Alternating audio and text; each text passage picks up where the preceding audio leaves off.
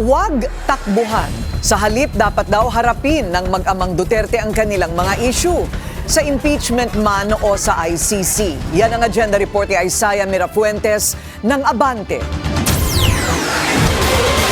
Na-double kill daw ang pamilya Duterte. Nagkasabay kasi kahapon ang impeachment hearing laban kay VP Sara at ang final decision ng ICC sa jurisdiction sa kaso ni FPRRD. Pinapakita nito na in the end, hindi talaga matatakasan ng mga Duterte ang accountability. No, yung tatay, kailangan humarap sa hustisya at yan ang nakikita natin sa nangyayari sa dahig. Pero aminado si Acting Teachers Party List Representative Antonio Tinio na malapader pa rin ang tiwala ng tao sa mga Duterte. Realidad na mataas pa rin ang popularidad ng Duterte brand. No? Hindi naman nakatali sa isang tao lamang. Ultimately, it's a brand, Duterte brand. No?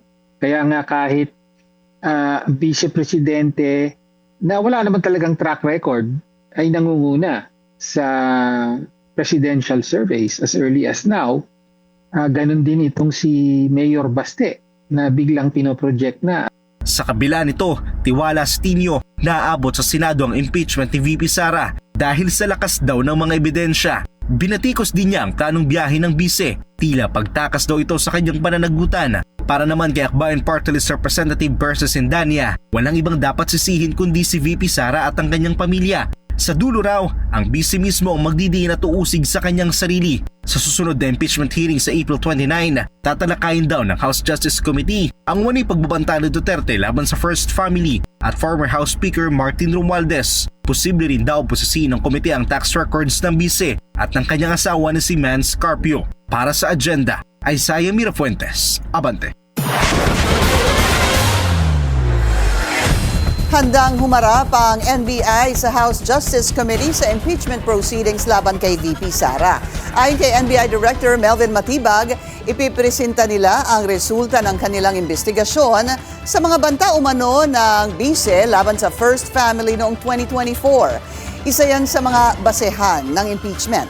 Una na rin siyang inireklamo ng NBI noong 2025 dahil sa kaparehong dahilan.